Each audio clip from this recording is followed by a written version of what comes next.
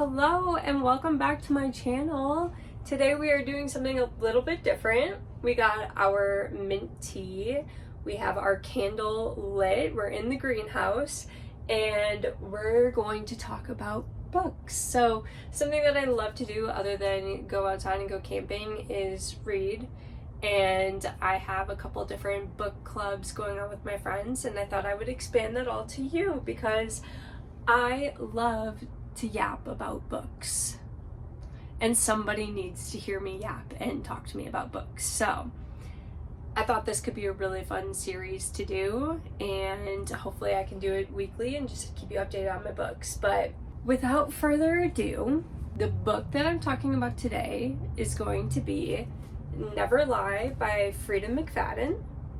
It is a thriller. She's a thriller author, I believe. She has a handful of books that I originally had saw on TikTok, and the girlies loved it, so obviously I had to pick it up, and me and my friend read it together, which is just a really fun thing to do.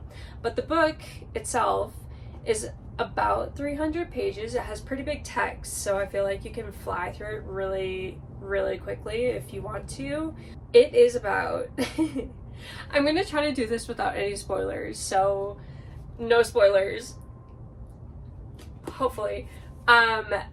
Basically what this book is about is a woman, Trisha, and her husband Ethan go to a house outside of Manhattan to do like a showing from a lady named Judy.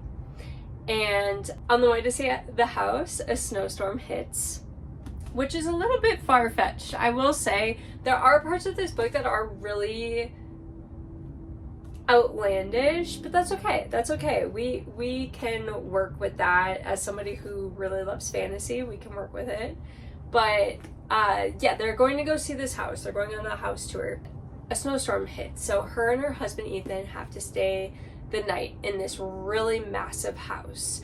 And you come to find out, this is not a spoiler, that the house belonged to Dr. Adrienne Hall, and she is a psychiatrist, or was a psychiatrist. She died unexpectedly, and people suspect that it was her boyfriend. This is, again, not a spoiler.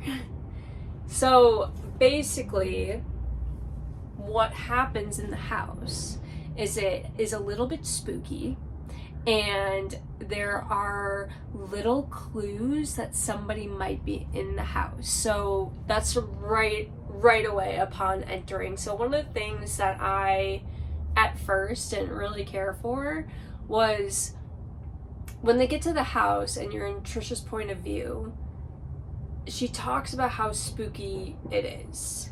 And I almost wanted it to be more just the author being really descriptive and making it feel spooky instead of having the person tell you that it's spooky, if that makes sense. Like, I just wanted to get those chilling vibes just because it's descriptive.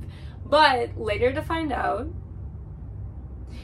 it's like very telling of the character to have the character tell you that it's spooky. Like, it just really captures her personality in it, and I'm gonna leave it at that. But what happens is that they go into this house, and in it, again, not a spoiler, in the house there are all of these tapes from, I talk with my hands a lot, so I'm sorry if that's like distracting, but that my mom talks with her hands, I talk with my hands, that's what we're gonna be doing.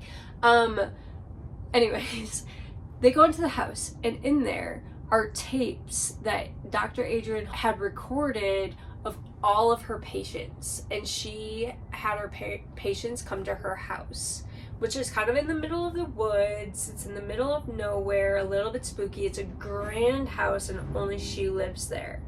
And she has her patients come to her office inside her house and tapes all of it. And it's interesting what they do, what the author does with Adrienne. She's a little bit morally gray, and that's really interesting as a psychiatrist, in my opinion.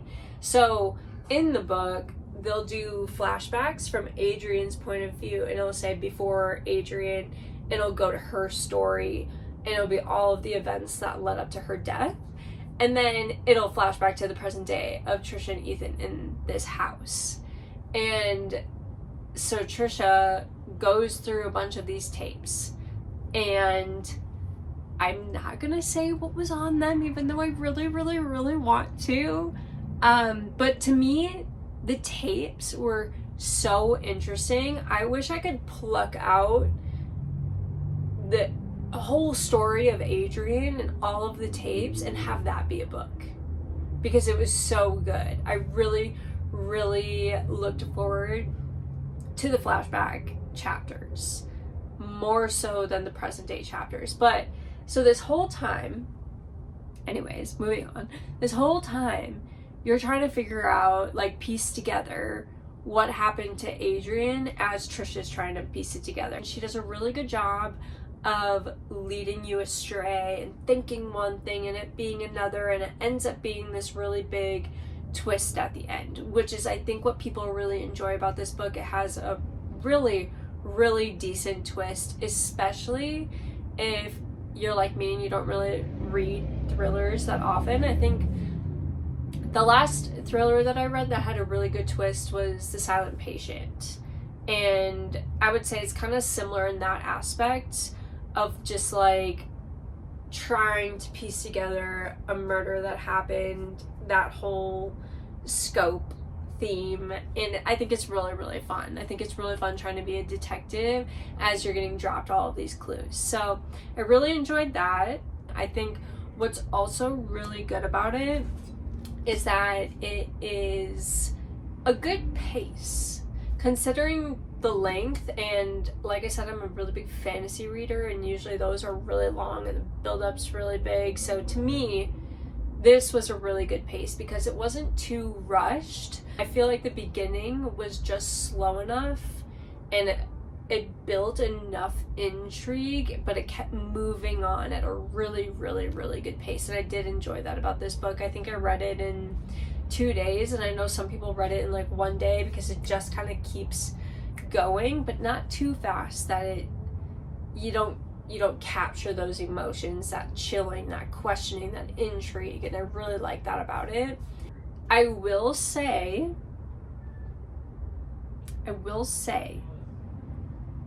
the ending is a little bit far-fetched. It pulls a little bit cheesy, in my opinion. And I am in no way a literary professional of sorts. I just read books and I'm just telling you how I feel, and we can disagree, and that's totally okay. That's the fun of it, right? Is just hearing other people's perspectives and thoughts and opinions. So I thought the ending pulled just slightly too cheesy. It's like it took it just one step a little too far, where I think if you deleted that step, it could have had a little bit more impact, a little bit more chilling, a little bit more but needless to say, it was really good, and I really did enjoy it. I mean, considering the fact that I flew through it in 2 days while we were on vacation in Madison, like, it was good, and I hope I'm somewhat selling you on it. I don't know what I would rate it. I feel like I can't rate thrillers because I just don't read them. I think I could rate like fantasy or fiction or whatever, like Magnolia Parks type fiction. But for thriller, I think just like the way it made me feel and how quick I read it and how much I did enjoy trying to piece it all together. And like I said, I really enjoyed the Adrian flashbacks. I think, I don't know, maybe 3.5, maybe 4. I think the ending and a little bit of the premise of the story is just pulls a little bit outlandish, a little bit cheesy. So that's why I wouldn't give it a 5-star, but I will say that the author is a pretty good writer. She's really good at dropping little hints and really good at throwing you off. So yeah, maybe a 4. As someone who doesn't read thrillers and you're interested in reading a thriller, I would say this is a 4 out of 5 stars. There's other books by her that are really good too, that a bunch of people on TikTok were talking about, so I was thinking about maybe picking up another one and seeing what it's about. Every time I pick up a thriller, I do enjoy it. So if you have any recommendations, let me know. And let me know your thoughts if you've read this book. So yeah, that's Never Lie by Freida McFadden. If you enjoyed this, please like and subscribe. I think I'm going to keep doing it. My next book, I think enough time has passed, is going to be Crescent City 3. Maybe Crescent City 1. Maybe I'll do 1, 2, 3. Or maybe I'll just jump into 3 since that's the newest release. But I'm going to try to keep this as spoiler free as possible. So yeah, if you enjoyed this, please like and subscribe, and I will see you next time.